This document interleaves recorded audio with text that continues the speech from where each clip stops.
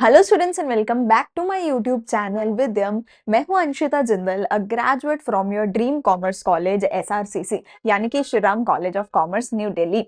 आज है ये हमारा आखिरी लेक्चर तुम्हारी क्लास 12 इंडियन इको का, जो कि है India China Pakistan developmental experience हमारा इंडिया का। तो आज तक हमने भैया सारे चैप्टर कर लिया, आखिरी चैप्टर बचता है जिसकी दो छोटे छोटे वीडियोस आएंगी और उसमें भी कुछ 40-50 मिनट में ये चैप्टर भी हो जाएगा समाप्त, जिसके साथ पूरा क्लास 12th का सिलेबस खत्म खत्म खत्म। और फिर आ जाएंगे तुम्हारे प्री बोर्ड्स, बोर्ड्स एंड आगे और एग्जाम्स। ठीक है, सो आज की वीडियो को शुरू करने से पहले मुझे कमेंट सेक्शन में प्रॉमिस कर दो जल्दी से कि I will complete this lecture. जब तक लेक्चर कंप्लीट नहीं हो जाता तुम इस वीडियो को छोड़कर कहीं भी नहीं जाओगे। ठीक है, मेरे नोट्स चाहिए तो टेलीग्राम का चैनल का लिंक है नीचे, वहां से मिल जाएंगे। एंड अगर बाकी सारे लेक्चर्स देखने हैं तो प्लेलिस्ट का लिंक है नीचे, वहां से देख सकते हो। तो जल्दी से आज के हमारे पार्ट नंबर 1 को करते हैं स्टार्ट। हमें देखो इस चैप्टर में क्या पढ़ना है। हमें इस चैप्टर में पढ़ना है हमारे चाइना का, पाकिस्तान का और भारत देश का आपस में कंपैरिजन, कि चाइना, पाकिस्तान, इंडिया कहाँ से शुरू हुए, कहाँ पहुंचे और आज क्या कर रहे हैं, कौन तीनों में से सबसे बेटर है, कौन बुरा है, कौन अच्छा है, वो सारा पूरा कंपैरिजन हम पढ़ेंगे। ठीक है, जब से आजादी हमें मिली तीनों देशों को, उसके बाद से लेके आज तक के कुछ हमारे जो भी 60-70 साल हुए हैं, उसका सारे का सारा जो है लेखा जोखा हमें पढ़ना है। ठीक है, तो चाइना जो है वो एक लिबरल इकोनॉमी की तरफ जा रहा है, पाकिस्तान जो है वो मिलिटरिस्ट पॉलिटिकल मिलिट्री वाली इकोनॉमी की तरफ जा रहा है, और जो भारत देश है हमारा वो दुनिया की सबसे लार्जेस्ट इकोनॉमी है। ठीक है, सो एक एक करके समझते हैं तीनों के बारे में। सबसे पहले चाइना के बारे में समझो। देखो अगर मैं सबसे पहले इंडिया के बारे में बोलूं तो इंडिया के बारे में ना जो भी कुछ हमें पता होना चाहिए था वो सब कुछ हमें पता चल गया है चैप्टर 1, चैप्टर 2 और चैप्टर 3 में। 1 भी छोड़ दो, चलो वो तो आजादी से पहले का था। चैप्टर 2 और चैप्टर 3 में ऑलरेडी हमें सब कुछ पता है हमारे इंडिया के बारे में, कि 1947 में आजादी हुई, 1950 से लेके 1990 तक हमारी सरकार 5 ईयर प्लान्स लेकर आई, उसके अंडर प्राइवेट सेक्टर को काम नहीं करने दिया, गवर्नमेंट सेक्टर ने काम किया। वो सब कुछ चैप्टर 2 में तुमने पढ़ा था। वो सारा कुछ अपने दिमाग में रखना, इस चैप्टर को पढ़ते हुए उसको दिमाग में रखना। फिर चैप्टर 3 में पढ़ा कि 1990 के बाद हम क्या लेकर आए, इकोनॉमिक रिफॉर्म्स लेकर आए, जिसके अंदर हम लिबरलाइज, प्राइवेटाइज, ग्लोबलाइज हमने किया। और उसके बाद हमारी प्राइवेट सेक्टर आया, ग्लोबल सब कुछ हुआ। वो सब कुछ भी अपना हमने पढ़ा है और उस सब चीज को भी दिमाग में रखना इस चैप्टर को पढ़ते हुए। सो भारत का तो सारा कुछ पढ़ ही चुके हो चैप्टर 2 में, चैप्टर 3 में। अब हम पढ़ेंगे चाइना का और पाकिस्तान का पास्ट। ठीक है, उनके पास्ट के बारे में बात करते हैं। चाइना जो है वर्ल्ड की one of the oldest civilization है। ठीक है, ओल्डेस्ट कंटिन्यूअस सिविलाइजेशन है। चाइना जो है सेकेंड मोस्ट पॉपुलस कंट्री है, इतने कुछ इसके मिलियन जो है देशवासी हैं। लेकिन ये जो नंबर है ये ऊपर नीचे होता रहेगा। मैंने जो है हमारा आई थिंक 2017 का डेटा है जो आपकी बुक में दिया हुआ था, वही मैंने यहाँ पे लिखा है। लेकिन आपको जो है पेपर में कुछ भी नंबर आ सकता है, आपको जब भी आंसर करके आना है तो पेपर में जो नंबर दे रखा होगा उसके अकॉर्डिंग करना है। और दूसरी चीज, अगर आप लिख भी रहे हो कि फॉर एग्जांपल अगर आप लिख रहे हो कि भारत में 145 करोड़ पॉपुलेशन है, तो आप उसके साथ में ईयर लिखोगे, कौन से ईयर के अकॉर्डिंग आप बता रहे हो। ठीक है, सो डाटा याद करने की जरूरत नहीं है, डाटा याद करने की जरूरत नहीं है। फिर भी अगर कोई डाटा याद है और उसको पेपर में लिख के आना है तो साथ में उसका ईयर मेंशन करके आना, क्योंकि जो तुम डाटा लिख के आ रहे हो वो हर साल बदलता रहता है, तो किस साल का लिख रहे हो वो मेंशन जरूर करना। अदरवाइज क्वेश्चन में अगर कुछ दे रखा होगा तो उसी के अकॉर्डिंग लिख के आ जाना। अदरवाइज अगर कुछ अच्छे से याद नहीं है तो जो भी डाटा लिख रहे हो उसके साथ अप्रॉक्स भी जरूर लिखाना, सो दैट थोड़ा सा ऊपर नीचे का स्कोप बच जाए। ठीक है, अब आ जाओ। तो चाइना जो है तुम्हें पता है दुनिया की सबसे सेकंड मोस्ट पॉपुलस कंट्री है। तुम्हारी बुक में अभी पुराना है तो मोस्ट पॉपुलस ही लिखा हुआ है चाइना को। हमें पता है आज की डेट में इंडिया है सबसे ज्यादा पॉपुलेटेड और चाइना है सेकंड मोस्ट पॉपुलेटेड। ठीक है, एरिया वाइज देखें तो थर्ड लार्जेस्ट कंट्री है कनाडा और रशिया के बाद। ठीक है, 9.6 मिलियन स्क्वायर किलोमीटर एरिया जो है चाइना के पास है। ठीक है, चाइना के ये सारे अलग अलग इवेंट्स हुए थे जिनको एक एक करके हम पढ़ेंगे। 1949, फिर 53, फिर ये फिर ये फिर ये, एक एक करके हर साल का जो इवेंट हुआ है उसको हम पढ़ेंगे। ठीक है, 49 से लेके 78 तक। सबसे पहले 1949 में क्या हुआ, चाइना को आजादी मिली और चाइना क्या बन गया, पीपल्स रिपब्लिक ऑफ चाइना। 1949 तक जो है चाइना को आजादी नहीं मिली थी। जैसे हमें पता है भारत को आजादी कब मिली, 1947 में मिली।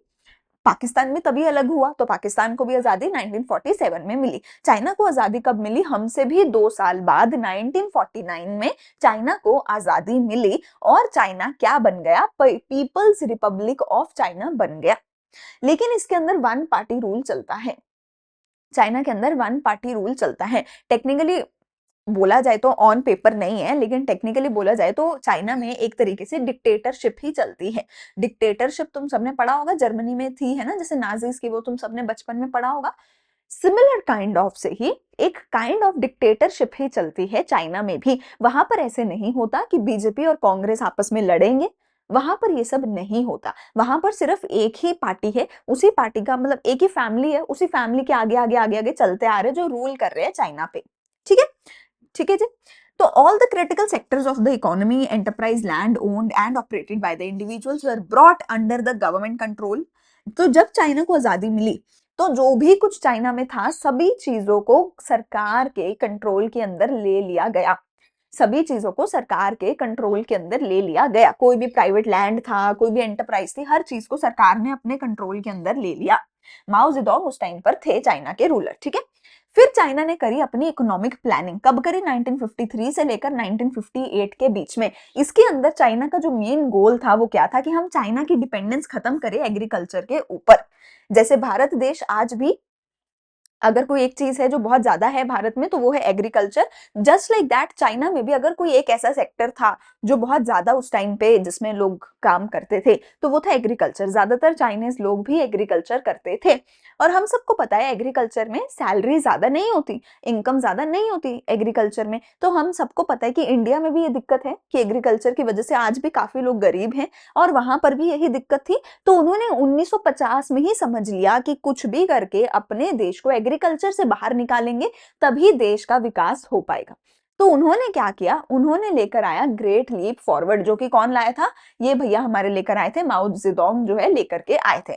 ठीक है, तो 1958 में हम एक प्रोग्राम लेकर आए, the great leap forward, GLF।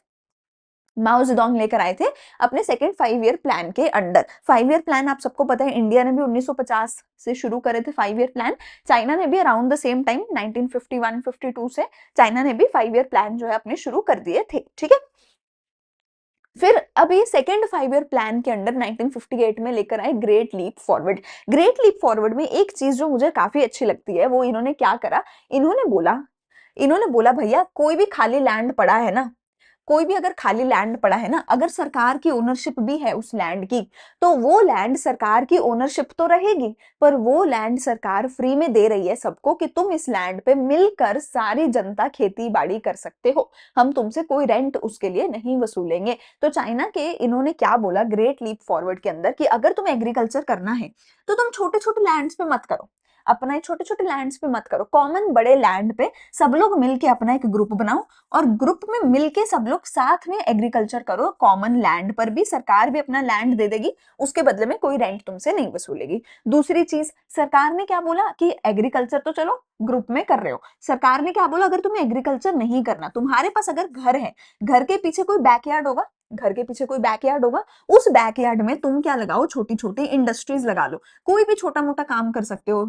सिलाई बुनाई का, हाथ से काम करने का, किसी भी चीज का, कोई छोटी सी फैक्ट्री लगा सकते हो, छोटी सी मशीन लगा सकते हो, किसी भी चीज का काम कर सकते हो, तुम करो। अपने घर के छोटे छोटे बैकयार्ड से इंडस्ट्री लगाओ, पर तुम इंडस्ट्री लगाओ, तुम्हें जो मदद चाहिए वो सरकार करेगी, पर तुम काम करो।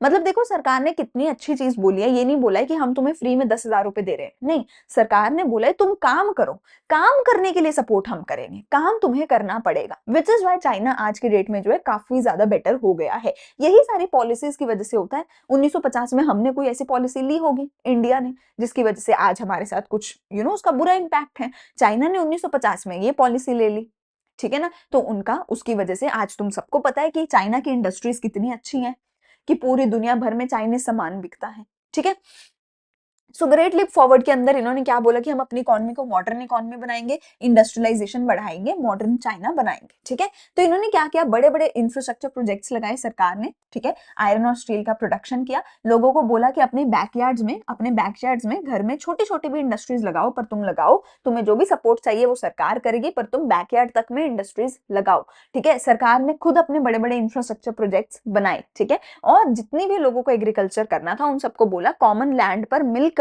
मिलकर एग्रीकल्चर करो। सरकार ये नहीं बोलेगी कि ये तो मेरा लैंड है, यहाँ पे तुम नहीं घुस सकते। हमारे तो यही होते हैं, इंडिया में तो यही होता है कि सरकार का लैंड जो है खाली पड़ा है, पर सरकार का है तो कोई हाथ नहीं लगा सकता, है ना। उन्होंने क्या बोला कि भैया जितने भी लैंड हैं उस पे सब लोग काम करें।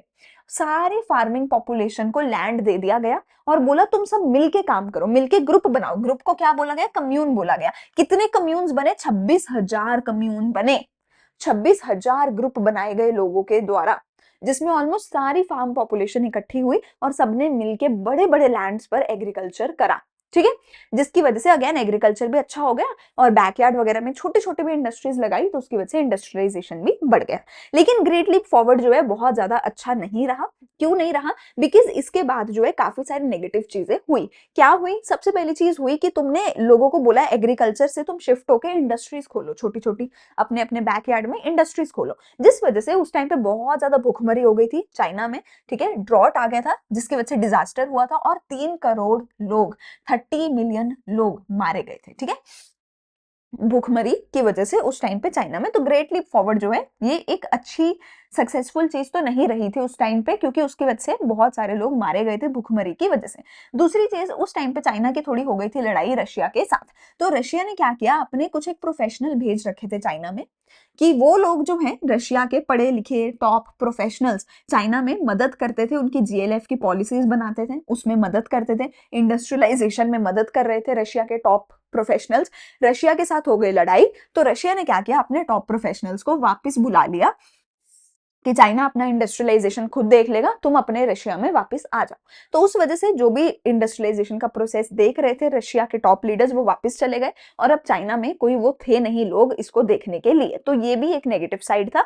ये दो प्रॉब्लम्स हुई जीएलएफ में, विच इज वाई जीएलएफ को उसके बाद बंद कर दिया गया। जीएलएफ विच इज वाई उतना ज्यादा सक्सेसफुल नहीं हो पाया। एंड ये तो ऑब्वियसली एक बहुत ही बड़ी बुरी चीज हो गई कि 3 करोड़ लोग मारे गए, ठीक है। ये तो बहुत ज्यादा बड़ी प्रॉब्लमेटिक चीज थी।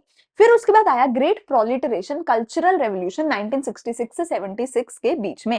कल्चरल रेवोल्यूशन से आपको नाम समझ आ रहा होगा कि कल्चर सिखाना था चाइना ने अपने गांव के लोगों को। चाइना ने बोला कि जो अर्बन एरियाज है ना, अर्बन एरियाज में ना लोगों का एक अच्छा कल्चर है, काम करने का कल्चर है, कॉर्पोरेट कल्चर है, पर अर्बन एरिया में लोग कम हैं, रूरल एरिया में लोग ज्यादा हैं जिनको वो सेम कल्चर नहीं पता। तो चाइना ने बोला, इन्होंने बोला अपने रूरल एरिया के लोगों को कि तुम अपने गांव को छोड़ो, गांव को छोड़ के शहरों में जाओ, अर्बन एरिया में जाओ, वहां जाके पढ़ाई करो, वहां जाके काम करो, उनका कल्चर देखो, उनका कल्चर सीखो और उनके जैसे बनो, और उसी कल्चर को अपने रूरल एरियाज में लेकर जाओ और उनको भी अडॉप्ट करवाओ, ठीक है। तो इसके अंदर क्या था, अर्बनाइजेशन करने को बोला गया था। जितने भी स्टूडेंट्स थे, प्रोफेशनल्स थे, उनको काम करने के लिए कंट्री साइड भेजा गया, सॉरी, उनको काम करने के लिए कंट्री साइड से अर्बन एरिया में भेजा गया, ठीक है। तो इसके अंदर इस पर्टिकुलर कैंपेन की वजह से, हम आगे देखेंगे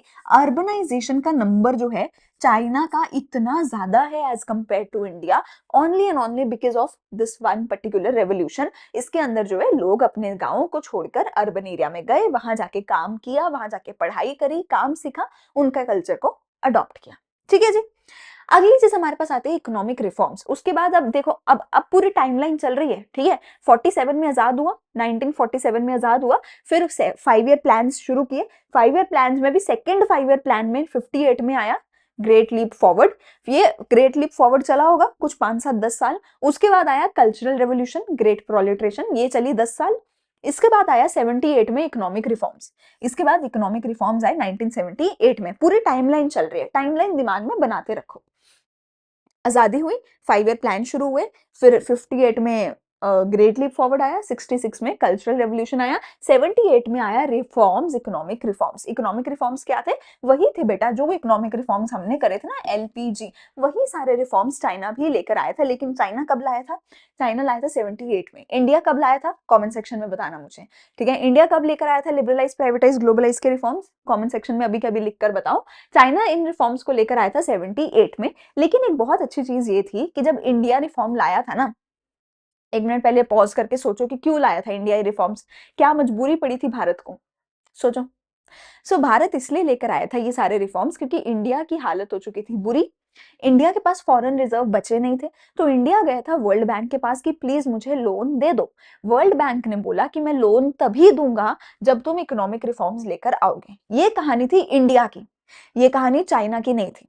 चाइना को अकल थी और चाइना खुद अपनी अकल से, अपनी मर्जी से हमसे भी 10 साल पहले ये इकोनॉमिक रिफॉर्म्स ले आया था। कब? 1978 में, अपनी खुद की मर्जी से।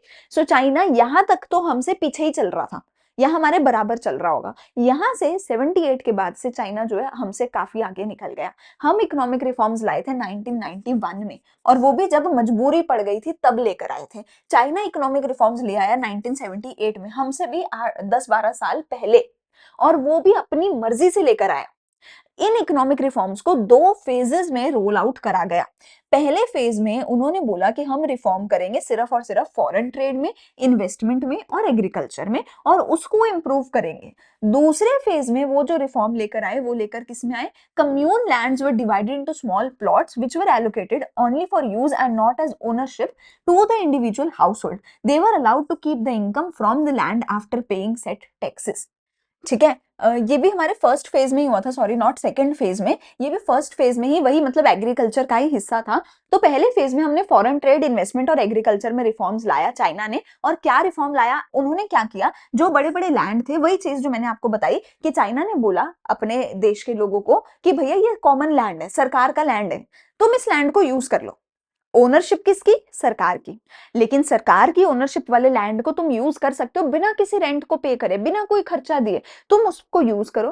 क्योंकि सरकार का भी तो पड़ा है यार, सरकार क्या करेगी खाली लैंड का? बताओ, सरकार के नाम पे है, ठीक है। सरकार ने बोला तुम उस लैंड को यूज करो, मैं कोई खर्चा पानी नहीं लूंगी तुमसे, कोई रेंट नहीं, कुछ नहीं, तुम उसको यूज करो, काम करो, अपने घर को बढ़ाओ, अपने आप को पैसा कमाओ, अपने देश को बढ़ाओ, अपनी जीडीपी को बढ़ाओ।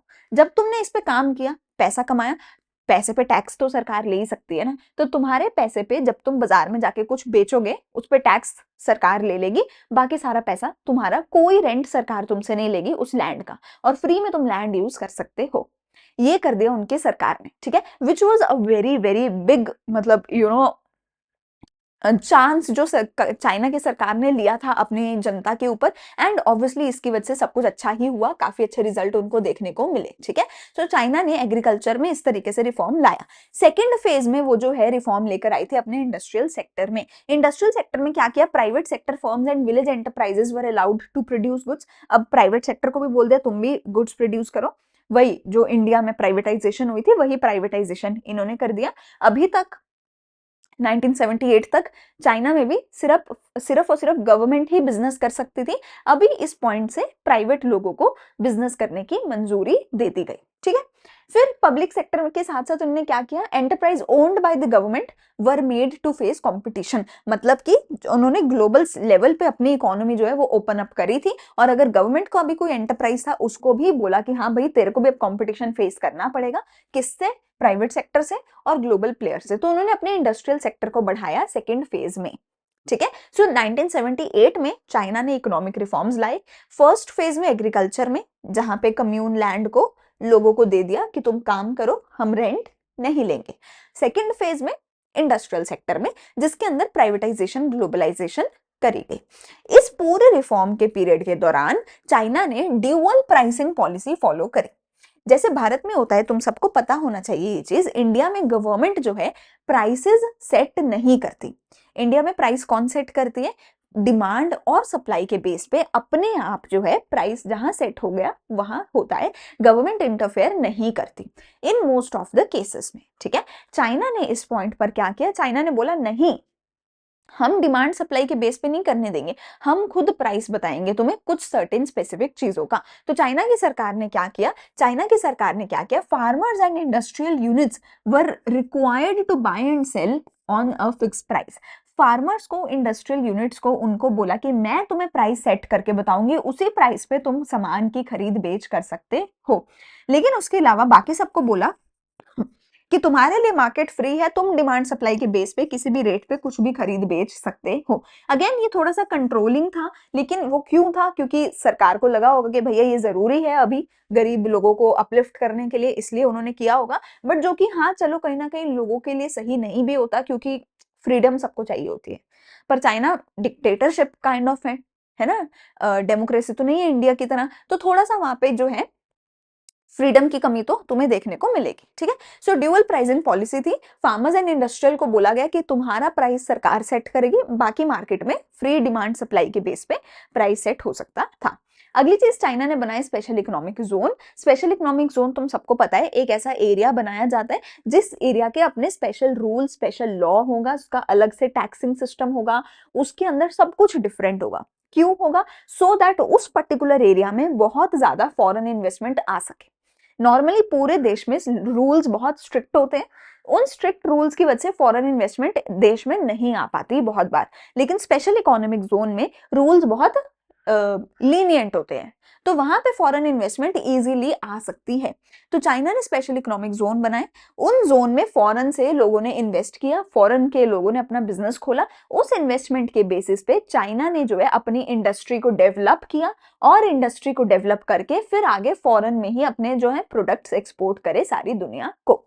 ठीक है, तो चाइना ने बहुत सारे स्पेशल इकोनॉमिक जोन बनाए। ठीक है, यहाँ पे हमारी खत्म होती है चाइना की कहानी। मेनली जो चाइना की कहानी है ये हमारे लिए ज्यादा इंपॉर्टेंट थी पढ़नी। क्यों? क्योंकि पाकिस्तान के बारे में तुम्हें पता होगा काफी कुछ, चाइना के बारे में तुम्हें कुछ नहीं पता होता, number one. Number two, China के ऊपर क्वेश्चन काफी बार बनते हैं, चाहे तुम्हारा जीएलएफ पॉलिसी था, चाहे कल्चरल रिवोल्यूशन था, चाहे इकोनॉमिक रिफॉर्म था, चाइना के ऊपर ही सबसे ज्यादा क्वेश्चन आते हैं। तो मैंने एक पूरा 20 मिनट का वीडियो सिर्फ चाइना के बारे में बनाया था, सो दैट तुम्हें जो है चाइना का डिटेल में सब कुछ समझ आ सके। ठीक है, यहाँ तक वीडियो सुन लिए तो डन लिख कर जाओ कमेंट सेक्शन में कि हमने पूरा लेक्चर सुन लिया है। कोई भी डाउट है तो पूछ सकते हो कमेंट सेक्शन में। कुछ अच्छा लगे तो please like, share and subscribe करना, और कमेंट्स में मुझे बताना कि वीडियो अच्छी लगी हो तो। मैं अगले पार्ट में, पार्ट नंबर 2 में मिलूंगी अगले लेक्चर के साथ। ऊपर से आई बटन से भी तुम्हें उसका लिंक मिल जाएगा।